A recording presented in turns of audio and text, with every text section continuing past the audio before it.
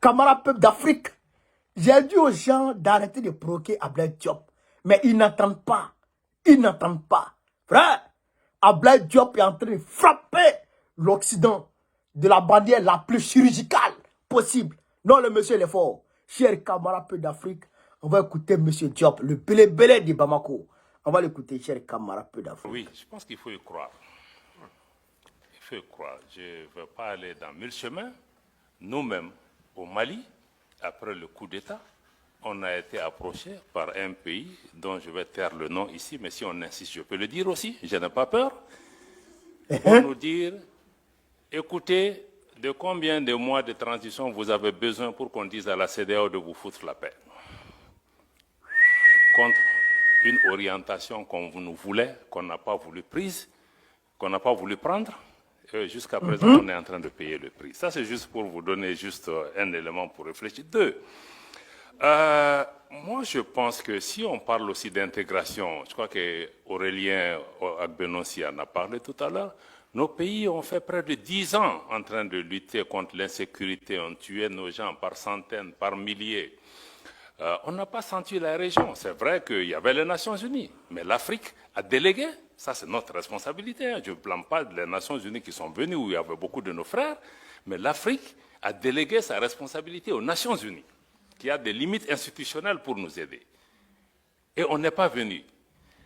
Comment vous pensez que les populations maliennes, 10 ans, ont été tuées, massacrées par dizaines, par centaines, par milliers? On ne voit personne. Et subitement, il y a un chef d'État qui est entre les mains des gens, on trouve les moyens. La vie humaine, c'est quoi? Ça aussi, on peut se poser ce type de questions, quelle que soit l'importance d'un chef d'État. Est-ce que ces populations qui ont été tuées méritaient d'être tuées ou leur vie humaine ne vaut rien? Et ça, on voit ça aujourd'hui encore. La vie humaine en Ukraine n'est pas la vie humaine au Sahel.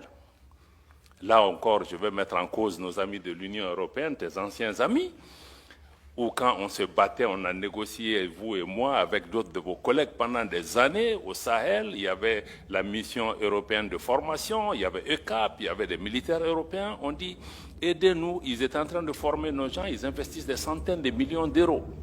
On a dit ce que nous voulons, c'est train une équipe, former et équiper les gens.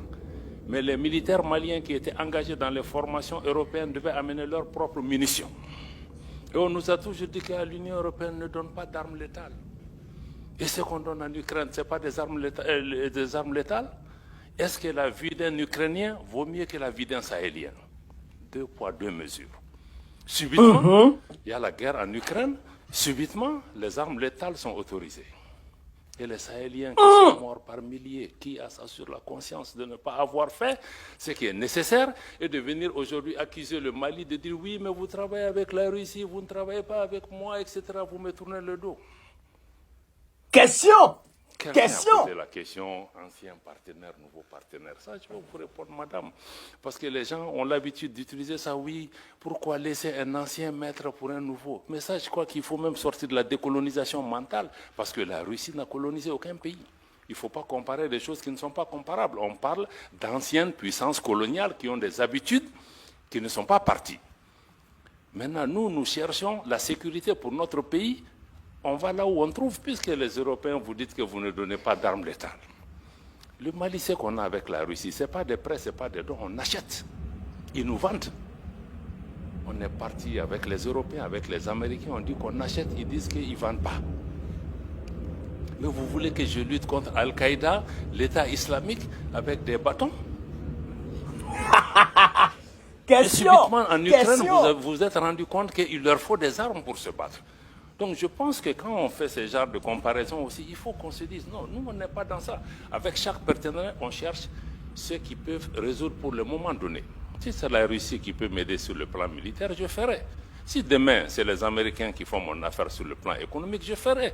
Si c'est demain les Turcs qui peuvent... Donc moi je pense qu'il faut que les gens comprennent que nous sommes dans ce schéma. Parce que quand le Mali a voulu choisir, on nous a dit que non, vous ne pouvez pas choisir. On dit aux gens, non, tu viens dans ma maison, mais tu me dis que moi je vais dormir dans telle chambre, tu chasses ta femme et ton voisin ne viendra pas chez toi. On était dans ce type de situation. Quelqu'un dit oui, la souveraineté, on en a parlé pendant des années, Ce n'est pas un concept nouveau, mais ce n'est pas un concept nouveau parce que l'Afrique francophone n'a pas grandi, elle est restée adolescente. Elle n'a jamais été décolonisée. Pourquoi on a 6 coups d'État dans des pays francophones et pas dans des pays anglophones? Ça, ce sont des questions de fond qu'on doit répondre. C'est pourquoi nos pays en sont. C'est une honte pour nous que 60 ans après les indépendances, on parle même de souveraineté. Parce qu'on ne l'a pas. Ni monétaire, ni économique, ni politique. Donc je crois que ça, il faut vraiment intégrer ces éléments dans l'élément. Je crois que tu as parlé aussi de crédibilité, c'est ça. Quand on dit au pays démocratie, ceci, mais nous voulons tous la démocratie. Le Mali a été un modèle de démocratie avant de tomber là où nous sommes tombés. Mais il faut aussi regarder les choses dans l'ordre. Mais vous disiez, bon, les pays où il y a eu le coup d'État, on parle de qui? On parle de Niger, du Mali et du Burkina comme s'il y a eu des coups d'État que chez nous. Mais les autres là, il s'est passé quoi? Pourquoi personne ne s'interroge? Pourquoi personne n'interroge l'absence d'élections en Ukraine? Pourquoi? Grande question encore. 2 poids, 2 mesures. Donc je vais revenir un peu, tu as raison, l'industrialisation, la transformation, c'est la clé. Même nous, tout ce qu'on est en train de faire sur la sécurité, ça sera nul si on ne répond pas aux attentes de cette jeunesse, les emplois, les transformations qu'il faut. Je n'ai pas le temps de développer par rapport à ça. Aurélien l'a dit, si on veut parler encore de double standard, je l'ai dit encore au déjeuner avec les gens, j'ai dit, mais on a des organisations où, quand les chefs d'État sont assis, on ne leur dit rien. Ils font tout ce qu'ils veulent. Mais quand il y a un nouveau qui a fait un coup d'État, on s'abat sur lui avec toutes les armes. Mais ceux qui sont là souvent aussi, qui créent des conditions pour qu'il y ait même des coups d'État et des troubles chez eux. Mais il faut que les chefs d'État qui sont en face de leur père aient le courage, souvent, de leur parler. Parce qu'on ferme les yeux jusqu'à ce qu'un militaire vienne tomber dans la sauce, et puis on se réveille subitement. Donc c'est ça le problème. Donc il y a des coups d'État aussi institutionnels. Il l'a dit, il ne faut pas avoir peur du mot. Donc d'autres font avec les armes, d'autres sont très rodés dans d'autres types de façons de faire. Les deux conduisent souvent au même type de problème. Donc il faut qu'on ait le courage de regarder ces questions. Et je pense qu'il faut aussi écouter la jeunesse, il l'a dit. L'Afrique est en train de changer, même pour nous dirigeants, je crois que la vitesse de transformation de notre jeunesse, nous n'en mesurons pas les conséquences. Et la jeunesse, certains disent que c'est une bombe à retardement. Non, non, non, la bombe est déjà partie il y a longtemps. La preuve, si vous voyez si on ne s'occupe pas de notre jeunesse, elle va s'occuper de nous. Elle est en train de le faire. Dans le groupe terroriste, ce sont les jeunes. Les présidents qui sont renversés, qui sont devant, ce sont les jeunes. Les routes de la migration, ce sont les jeunes. Donc ne considérez pas que les jeunes, c'est un problème de demain. Il est déjà enclenché et on va en subir les conséquences un peu partout. Et aussi, l'opposition CEDEAO-AES. Je pense que c'est une création.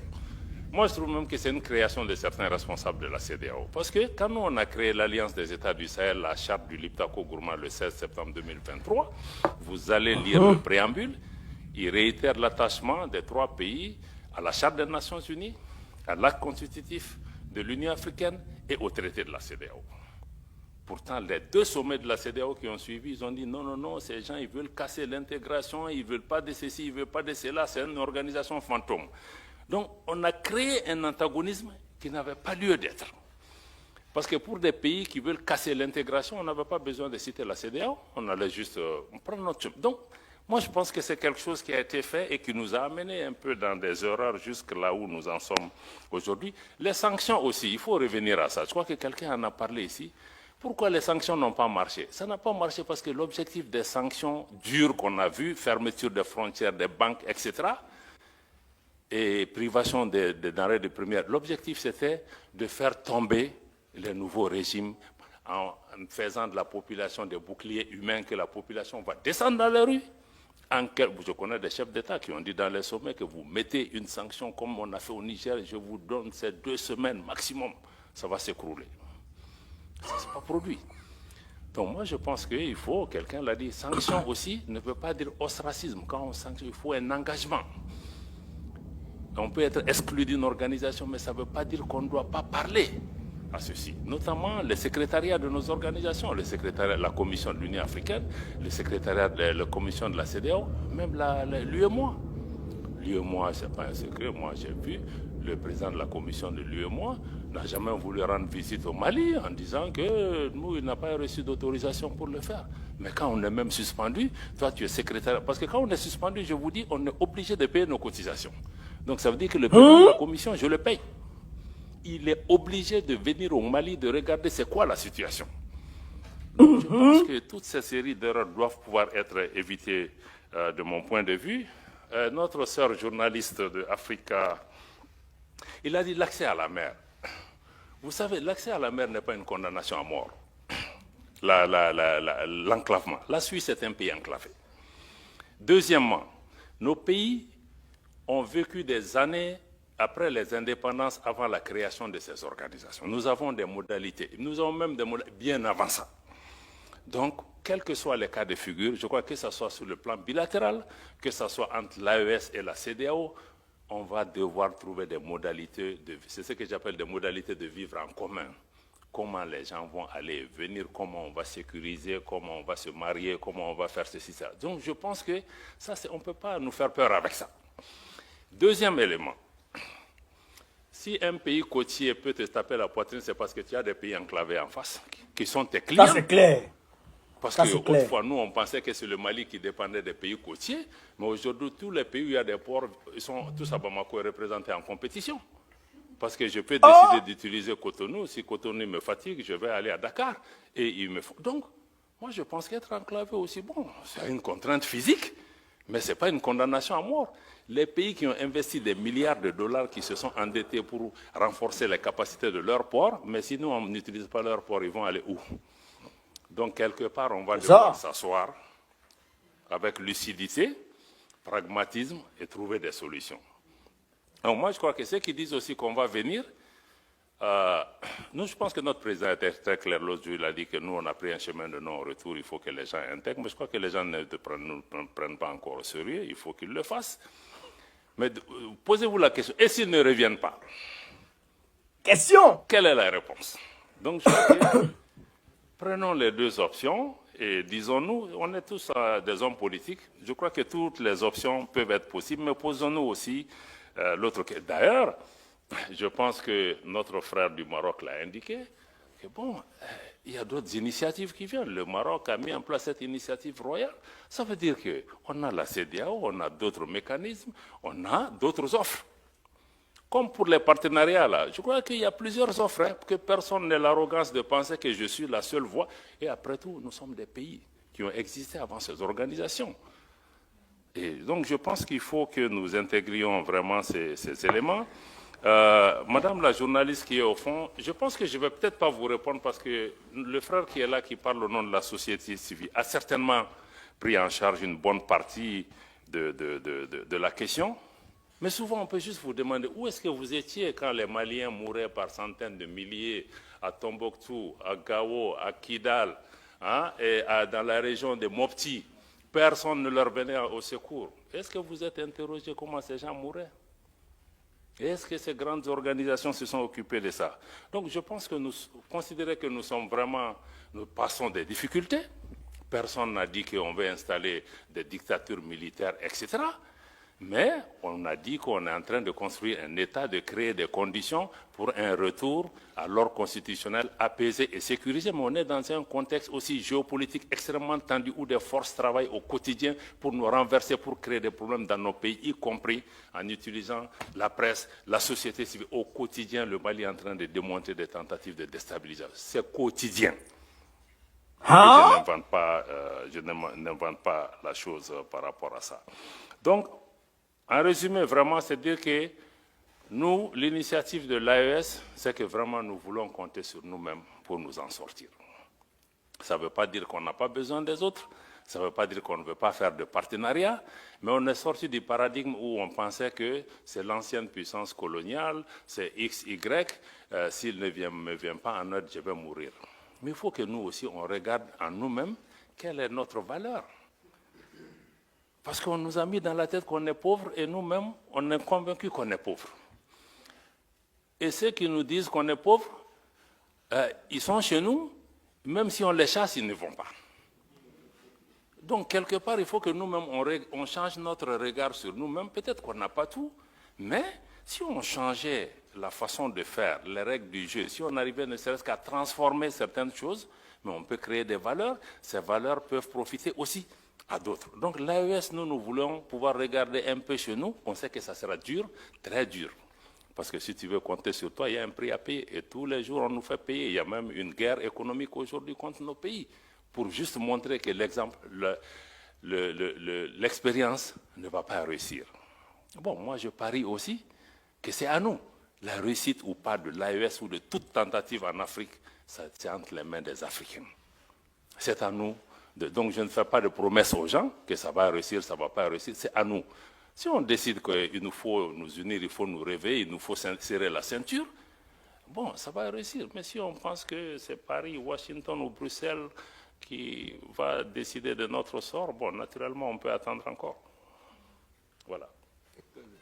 Merci beaucoup, merci pour... On ne provoque pas Ablaye Diop. Ils l'ont provoqué, il a lâché les bombes. Alors là, c'est bombe sur bombe. Assimi Goïta a lâché bombe la semaine dernière. Ibrahim Traoré a lâché bombe. Lui, il a lâché bombe.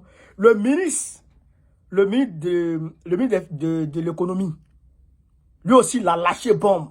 Frère, allez là, c'est bombe dans bombe sur bombe. Il faut dire qu'aujourd'hui, là, chers camarades, le système Foccart existe jusqu'à demain matin. Et il faut que je vous dise aussi que le système Foccart n'a rien à voir avec le ministère des Affaires étrangères de la France. Ouais. C'est un système non officiel. On va dire officiel, mais non officiel. Vous comprenez ça? Avec Bob Denard, Jacques Foccart existe encore. Bob Denard existe encore, mais sous d'autres formes. Les babous, les mercenaires, ils sont encore là. Vous avez compris? Et en même temps, je dirais, l'élite française fait comme si, voilà, elle peut gérer quelque chose. Vous avez entendu? Il y a un pays qui a dit, vous avez besoin de combien de mois pour qu'on demande à la Seigneur de vous foutre la paix. Et là, d'ici on demande, si on dit, il va dire. Mais en réalité, tout le monde sait que c'est la France. Tout le monde sait que c'est Macron, avec arrogance. Et je vous comprenez, les chers camarades d'Afrique. Donc, je vous dis encore et je répète, le combat dans lequel nous sommes là, c'est que il n'a pas encore véritablement commencé même. C'est vrai, là, on est dans les préliminaires. On est dans les préliminaires. Donc, on doit toujours s'armer de courage et de détermination pour aller jusqu'au bout. Parce que si on ne sent pas de courage, si on s'amuse et qu'on laisse un temps soit peu, chers camarades d'Afrique, on se laisse déconcentrer un temps soit peu, ils vont nous prendre. Parce que eux là, eux ils ne se déconcentrent pas. Eux ils sont toujours taqués. Voilà. Il dit le Mali subit toujours des tentatives de coup d'État. Permanent. Et c'est ça. C'est une tentative de coup d'État permanente qui a été mise en place contre Assimi Goïta, Ibrahim Traoré et Pichani. Ce qui a été fait contre Sékou Touré, c'est la même chose. Donc, camarades d'Afrique, partagez au maximum la vidéo. Mettez-la partout à travers le monde entier. Vive l'Afrique libre. Vive le panafricanisme. Vive tous les présidents panafricains. Babo président du Côte d'Ivoire 2025. Inch'Allah. On est ensemble.